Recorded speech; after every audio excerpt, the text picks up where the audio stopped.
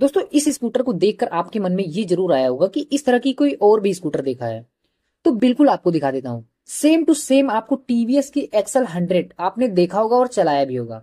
अब आप चाहे एक्सल 100 की कॉपी लूना को समझ लीजिए या फिर लूना की कॉपी एक्सल 100 को समझ लीजिए।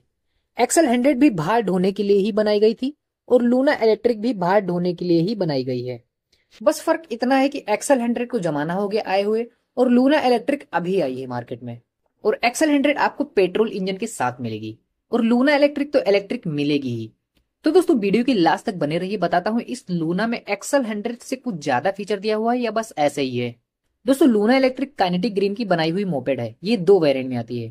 पहला है X1 जिसकी कीमत 70,000 रुपए है और दूसरा है X2 जिसकी कीमत 75,000 रुपए है, जो एक्स शोरूम प्राइस है।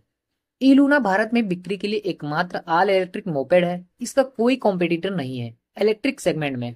लेकिन टीवीएस एक्सल 100 को छोड़ के, क्योंकि एक्सल 100 के बेस पे ही तो ये मोपेड बनाई गई है, क्योंकि एक्सल 100 भारत में मोपेड सेगमेंट का बादशाह है।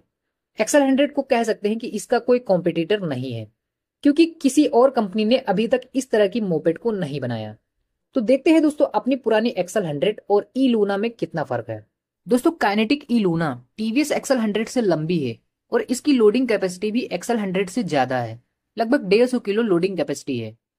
परफॉर्मेंस के हिसाब से तो ठीक ठाक है। इसकी टॉप स्पीड की बात करूँ तो ये 50 किलोमीटर पर आवर है, जो कि एक्सल 100 से थोड़ी कम है। इसके बाद इसके 2 किलोवाट बैटरी पैक की बात करूँ तो ये सिंगल चार्ज पर 110 किलोमीटर की रेंज दे देगी, लेकिन रियल रेंज 90 से 100 किलोमीटर ही है। और 1.7 किलोवाट बैटरी पैक की बात करूँ तो ये 90 किलोमीटर की रेंज दे देती है, लेकिन 80 मान कर चलिए। चार्जिंग का समय 3 से 4 घंटे है। चार्ज करने के लिए चार्जर और कनेक्टर मिलता है और बैटरी को मोपेड से निकाल कर भी चार्ज कर सकते हैं। हालांकि ये भारी है, इसका वजन 20 किलो है। तो आपका घर अगर दूसरी और तीसरी मंजिल पर है तो आपको मोपेड को दूसरी और तीसरी मंजिल पर भी ले जाना पड़ सकता है। इसके बाद इसके राइडिंग सपोर्ट्स की बात करूँ तो इसमें 3 राइडिंग मोड्स का सपोर्ट है।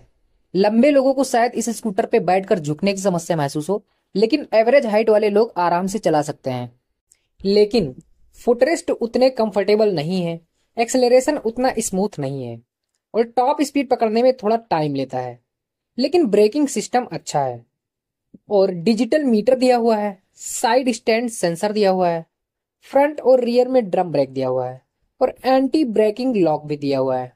ये सारी चीजें तो ठीक है, लेकिन अब सबसे मेन पॉइंट बता देता हूं जिससे आपको खरीदना चाहिए या नहीं। सब कुछ अच्छा है लेकिन एक चीज को छोड़कर, और वो है इसकी साउंड। वैसे तो किसी ई स्कूटर में आवाज नहीं आती, लेकिन इससे जो साउंड आती है वो आपको ई रिक्शा से आने वाली साउंड जैसा फील देगा। ये मुझे एकदम माइनस पॉइंट लगा। लेकिन ज्यादा महंगी नहीं है और लोडिंग स्पेस भी अच्छा है, तो छोटे मोटे दुकानदारों के लिए परफेक्ट चॉइस हो सकती है। बैटरी और चार्जिंग का सपोर्ट ठीक है, लेकिन पावर आउटपुट उतना स्मूथ नहीं है।